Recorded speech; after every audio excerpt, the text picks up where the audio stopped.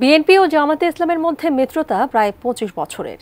তবে ছাত্র জনতার অভ্যুত্থানে শেখ হাসিনা সরকারের পতনের পর সেই সম্পর্কে এবার টানাপোড়েন তৈরি হয়েছে। বিভিন্ন ইস্যুতে দল দুটির নেতারা একে অপরকে কটাক্ষ করছেন। এদিকে সম্প্রতি কুয়েটের ঘটনায় বৈষম্য বিরোধী ছাত্রদের সাথে ছাত্র দলের সম্পর্কও নিয়েছে নতুন মোড়। তারা একে অপরকে দোষ দিয়ে বক্তব্য দিচ্ছেন।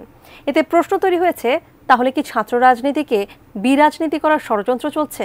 এসআই রাজের রিপোর্টে বিস্তারিত। আওয়ামী লীগের সবথেকে বড় শত্রু হচ্ছে শেখ হাসিনা এবং তার নেতৃবৃন্দ। আওয়ামী লীগকে ঠেকাতে ১৯৯৯ সালে জোট বাঁধে জাতীয়তাবাদী দল বিএনপি ও জামাতে ইসলামী। এরপর ২০০১ সালে জোটবদ্ধ নির্বাচন করে সরকারও গঠন করে তারা। এতদিন সম্পর্কে উত্থান পতন হলেও জোট ভাঙেনি। তবে গত ৫ আগস্ট ছাত্র জনতার অভ্যুত্থানে শেখ হাসিনা সরকারের পতনের পর বিএনপি ও জামাতে ইসলামীর পথ আবার আলাদা হয়ে যায়। শুধু তাই নয়, সম্প্রতি জামাতে ইসলামী ও শিবিরের রাজনৈতিক কর্মকাণ্ডে সতর্ক পর্যবেক্ষণ করছে বিএনপি। অন্যদিকে কুয়েটের সংঘর্ষের ঘটনায় এবং বৈষম্য বিরোধী ছাত্র নেতৃত্বের বিভিন্ন বক্তব্যে তাদের ওপর ইতিবাচক মনোভাবের পরিবর্তন হতে শুরু করেছে দলটির। তবে তারপরও পিঠ দেওয়ালে ঠেকে না যাওয়া পর্যন্ত ধৈর্য ও সহনশীলতা দেখিয়ে যাবে বিএনপি ও তার অঙ্গ সহযোগী সংগঠনের নেতাকর্মীরা। বিএনপি নেতারা বলছেন, আগামী জাতীয় সংসদ নির্বাচন সামনে রেখে যে কোনো ধরনের বিরোধ এড়িয়ে চলতে চান তারা। কারণ বিএনপির নেতাকর্মীরা সরকারের সিদ্ধান্তের প্রতিবাদ এবং বৈষম্য বিরোধী ছাত্র আন্দোলনের কর্মকাণ্ডের বিরুদ্ধে মাঠে নামলে অনাকাঙ্ক্ষিত পরিস্থিতির সৃষ্টি হতে পারে, যার সুযোগ নেওয়ার চেষ্টা করবে তৃতীয় পক্ষ।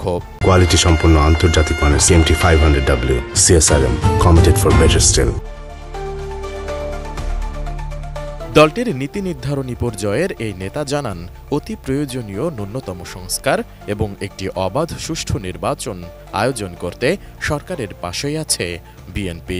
জামাত ইসলাম যে কার্যক্রম করছে সেটা তারা সঠিক মনে করছে বলে তারা করছে, যে আমরা একটা স্বচ্ছ স্বাভাবিক ভালো নির্বাচন চাইছি, সেটার জন্য আমাদের পার্টি সবসময় প্রস্তুত আছে।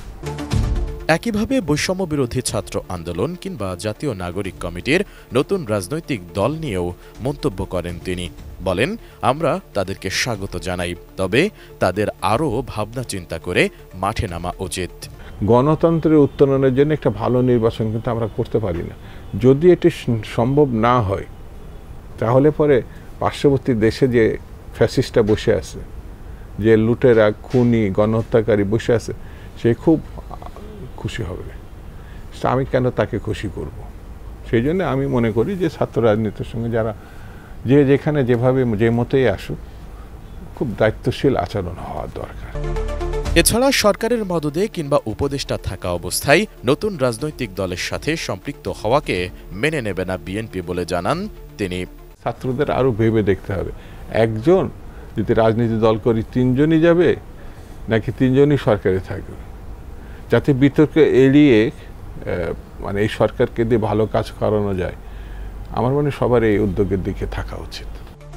অন্যদিকে আড়ালে থেকে যারা জামাতের পক্ষে বক্তব্য দিচ্ছেন তাদেরকে প্রকাশ্যে রাজনীতির সাথে যুক্ত হওয়ারও পরামর্শ দিয়েছেন শামসুজ্জামান দুদু।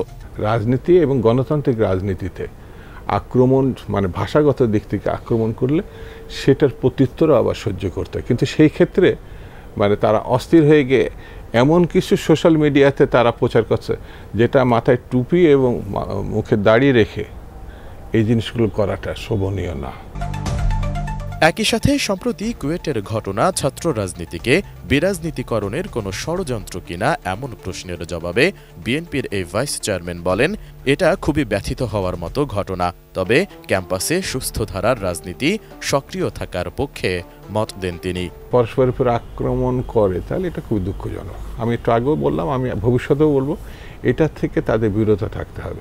বিরাজনীতিকরণ ষড়যন্ত্রকারীরা করতে পারে, আমি সেই সুযোগ কেন দিব? আমাকে ধ্বংস করছে 15 বছরে, আমি কেন আবার সেই সুযোগটা তাদের দিব? সেই জন্যে আমি মনে করি না যে রাজনীতিকরণে যারা আছে তারা খুব সুবিধা করতে পারবে, কারণ ছাত্ররা যখন মহতি কাজটা করছে, আগামী দিনে তারা আরো সতর্কভাবে এগোবে বলে আমার বিশ্বাস। এসআই রাজ, এটিএন নিউজ, ঢাকা। তারা মুক্তিযুদ্ধ বিরোধী এমন একটি